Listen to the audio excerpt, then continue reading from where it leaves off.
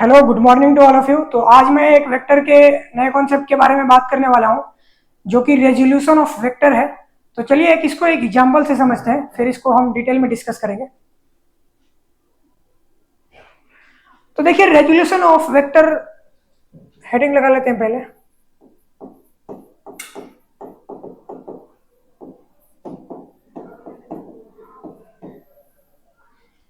तो resolution of vector को समझने के लिए हम एक एग्जांपल लेंगे, फिर उसके बाद हम इसको समझेंगे। तो यहाँ पे मैं एक एग्जांपल ले रहा हूं। तो यहाँ पे ये एक रेल रोड है और लेट से इस पे एक कार्ट है, इस तरीके से कोई कार्ट है।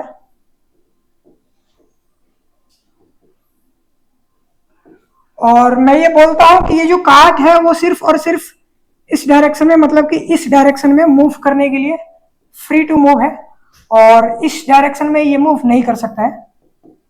कहने का मतलब इसको मैं y बोल देता हूं, अगर इसको मैं x बोल देता हूं, तो यहाँ पे मैं ये बोल रहा हूं कि ये जो कार्ट है वो सिर्फ और सिर्फ x डायरेक्शन में मूव करने के लिए फ्री है।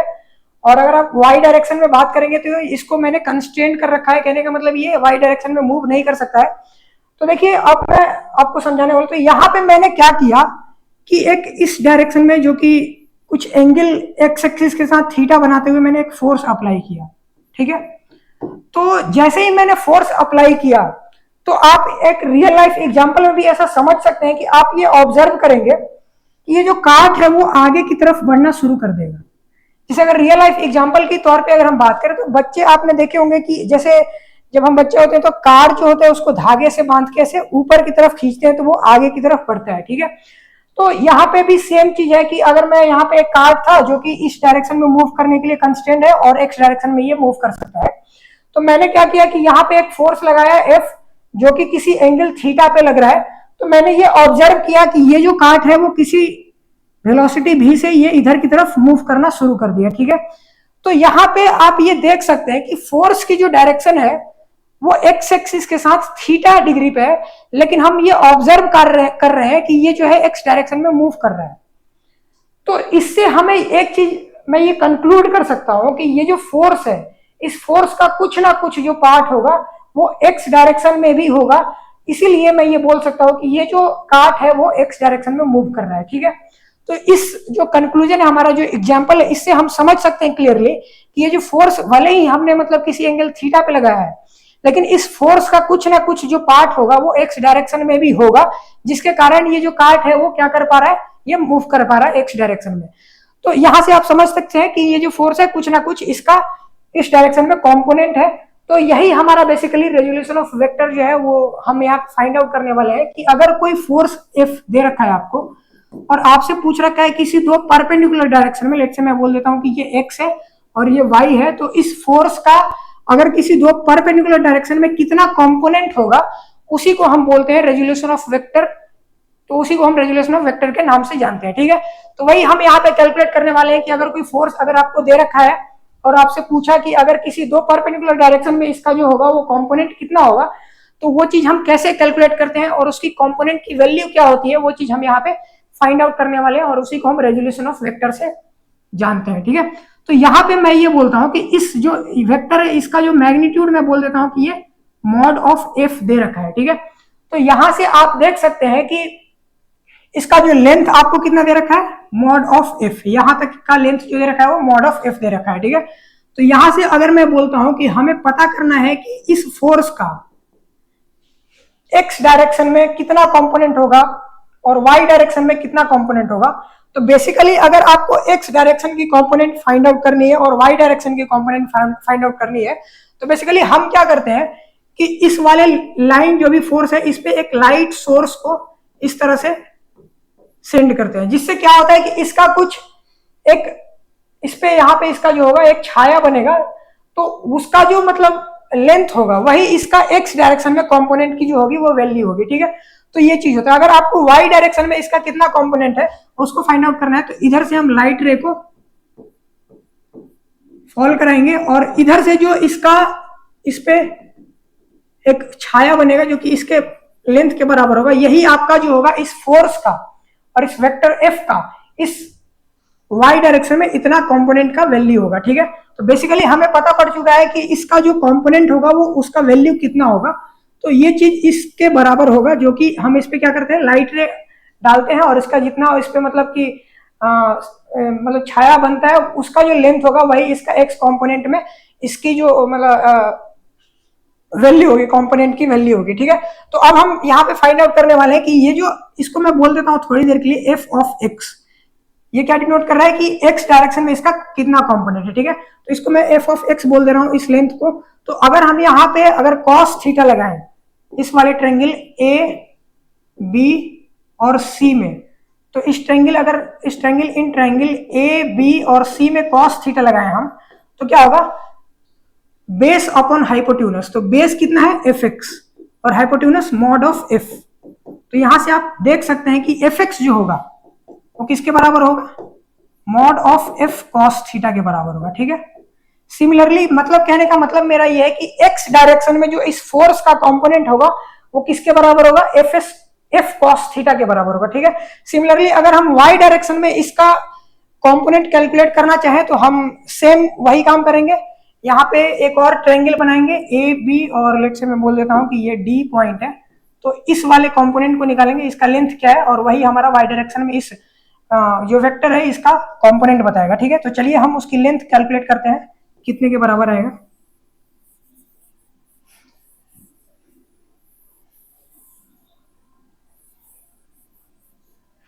चलिए, तो यहां पे आप देख पा रहे होंगे कि ये हमारा ट्रायंगल ए बी और डी है।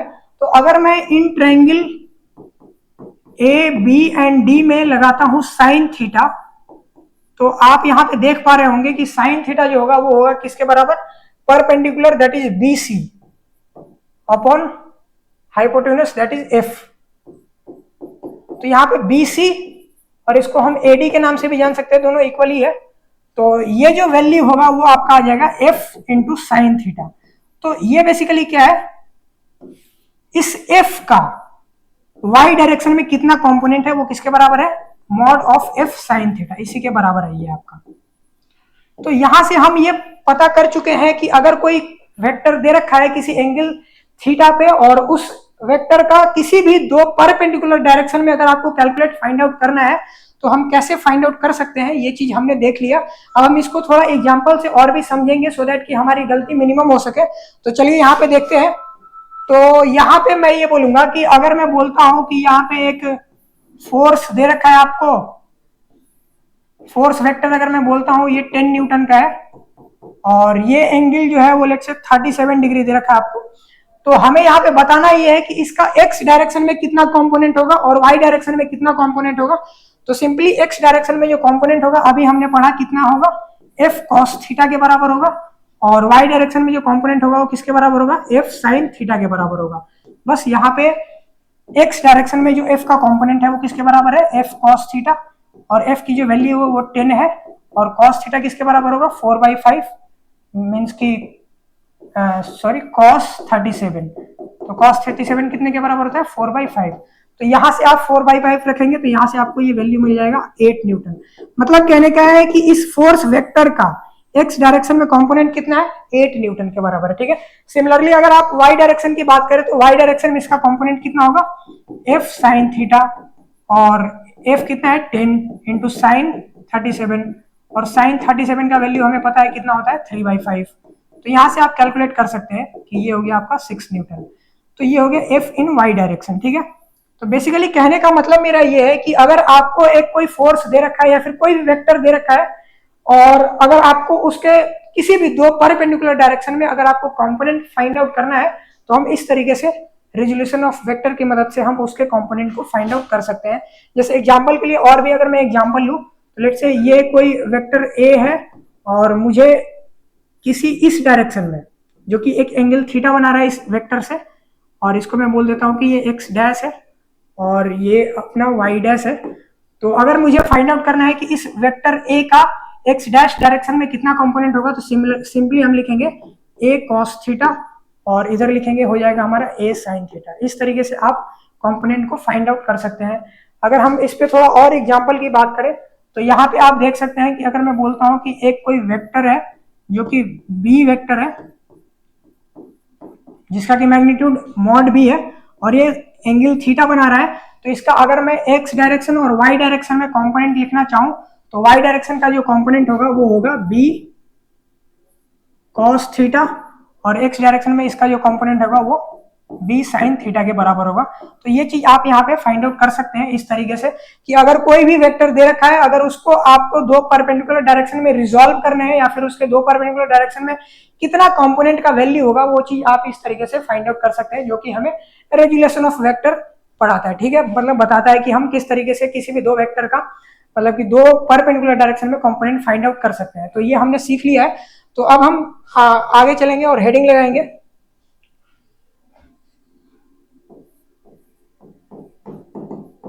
Cartesian form of vector.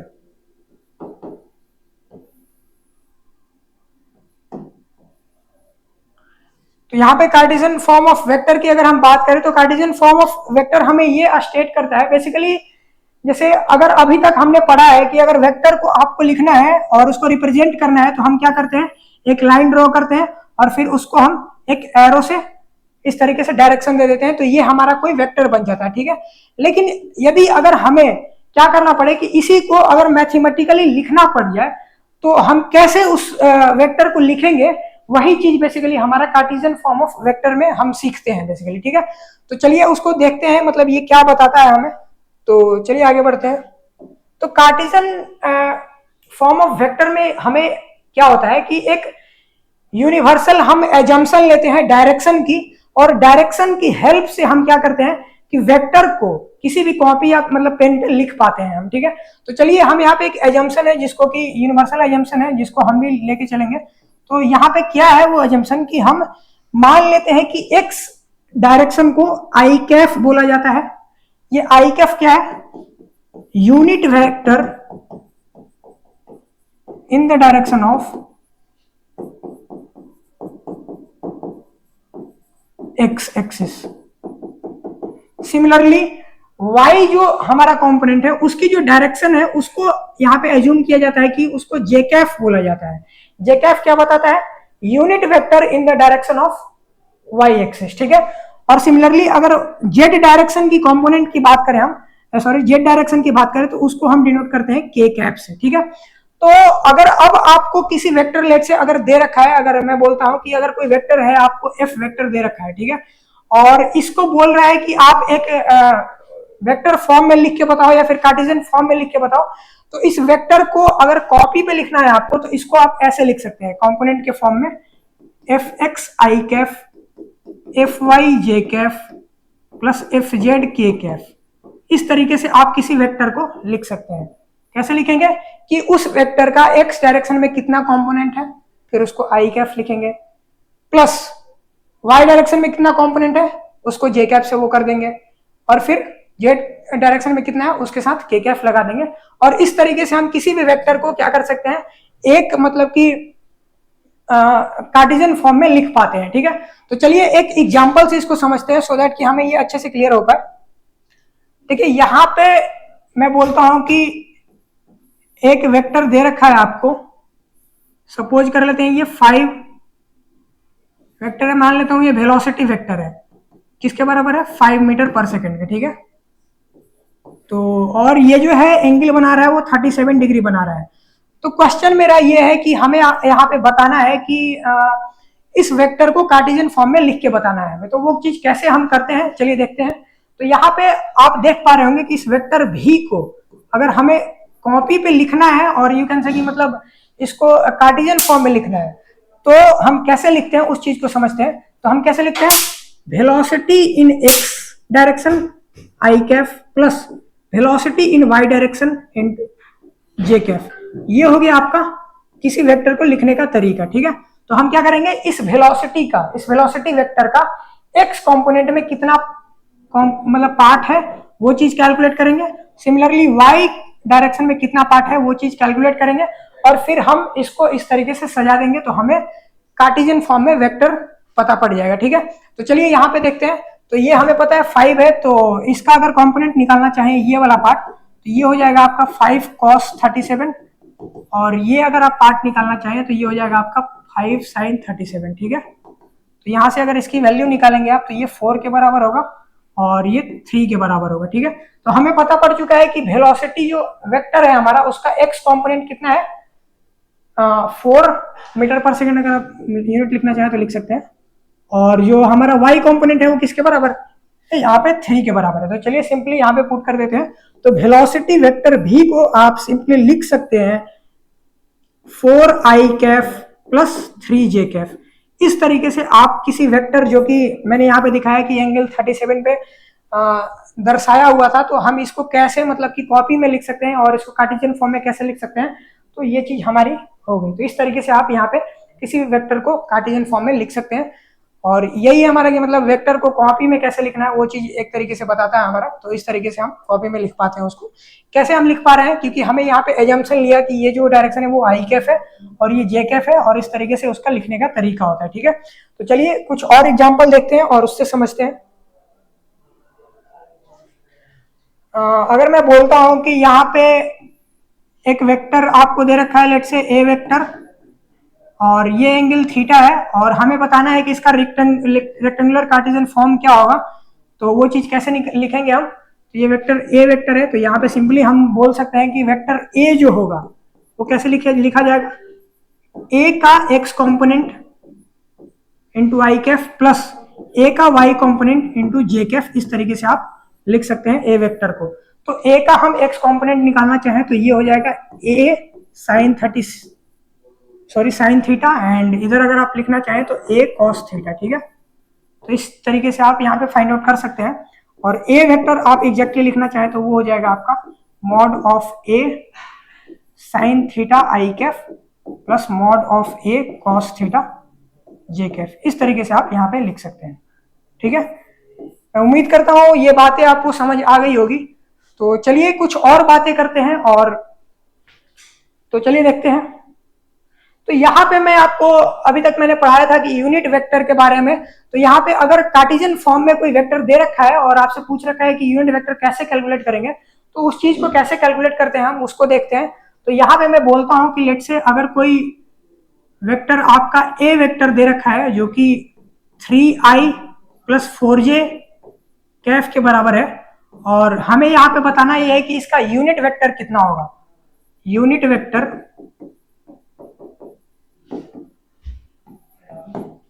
in the direction of vector A. अगर ए वेक्टर के डायरेक्शन में अगर हमें यूनिट वेक्टर निकालना है तो कैसे हम मतलब कि इसको निकाल पाते हैं वो चीज देखते हैं। तो हमें पता होता है कि ए कैफ जो होता है वो कैसे लिखते हैं हम, A vector divided by modulus of A, ठीक है। तो इस तरीके से हम क्या कर पाते हैं, यूनिट वेक्टर को कैलकुलेट कर पाते हैं, ठीक है। अगर यहाँ पे एक चीज, इससे पहले हम एक चीज और सीखेंगे। बेसिकली अगर आपको यहाँ पे क्या है कि अगर लेट से कोई वेक्टर दे रखा है, लेट से कार्टेशियन फॉर्म में एफ, अगर वेक्टर में बोलता हूँ कि एफ एक्स आई कैफ प्लस एफ वाई जे कैफ और एफ जेड के कैफ अगर लेट से आपको दे रखा है और आपसे बोला जा रहा है कि इसका मॉडुलस निकालिए, तो इसका मतलब कि मैग्नीट्यूड बताइए। तो मैग्नीट्यूड जो होगा वो सिंपली इस तरीके से हम निकालते हैं, root under F X whole square plus F Y whole square plus F Z whole square. इस तरीके से हम क्या करते हैं, यहाँ पे हम अगर आपको कोई रेक्टेंगुलर फॉर्म में अगर वेक्टर दे रखा है तो इस तरीके से आप उसका जो मैग्नीट्यूड होगा वो आप कैलकुलेट कर पाएंगे, ठीक है। तो चलिए हम इस क्वेश्चन जो अभी मैंने लिया था उसको करते हैं। तो यहाँ पे क्या है कि एक मतलब वेक्टर दे रखा है 3i प्लस 4j, और हमसे पूछ रखा है कि इसका यूनिट वेक्टर बताइए ए के डायरेक्शन में। तो हम यूनिट वेक्टर जानते हैं कि अगर आपको कैफ लिखना है किसी वेक्टर का तो हम क्या करते हैं, उस वेक्टर को लिखते हैं और उसके मॉड से नीचे डिवाइड करते हैं, तो हमें यहाँ पे यूनिट वेक्टर पता पड़ जाता है, ठीक है। तो हमें पता है कि ए वेक्टर किसके बराबर है, तो यहाँ पे आप देख पाएंगे कि 3i प्लस 4j के बराबर है डिवाइडेड बाई, अगर आपको मॉड ऑफ ए फिर से डिवाइड करना है तो मॉड ऑफ ए निकालना पड़ेगा। तो मॉडुलस ऑफ ए अभी मैंने बताया कि कैसे निकाल सकते हैं कि x का कंपोनेंट का होल स्क्वायर प्लस a का y कंपोनेंट का होल स्क्वायर, ये हो गया आपका मॉड ऑफ a की वैल्यू। तो यहाँ से अगर आप निकालेंगे तो ये हो जाएगा 3 का होल स्क्वायर प्लस 4 का होल स्क्वायर, दैट इज ये आप वैल्यू कैलकुलेट करेंगे तो ये 5 के बराबर होगा। तो यहाँ से ये वैल्यू आ गया हमारा 5। तो ये चीज आ गया आपका 3/5 आई कैफ प्लस 4/5 जे कैफ। तो इस तरीके से आप किसी भी अगर वेक्टर दे रखा है और आपसे पूछा है कि अब उसका यूनिट वेक्टर बताइए, तो आप इस तरीके से यहाँ पे आप कैलकुलेट कर सकते हैं। तो ये थी कुछ बेसिक बातें जो कि आपको समझना जरूरी था, जो कि यहाँ पे रेजुलेशन ऑफ वेक्टर और कार्टेशियन फॉर्म ऑफ वेक्टर में। तो आई होप आपको ये बातें समझ आ गई होगी। तो इस तरीके से आप किसी भी प्रॉब्लम को यहाँ पे कर सकते हैं। And thank you for today class.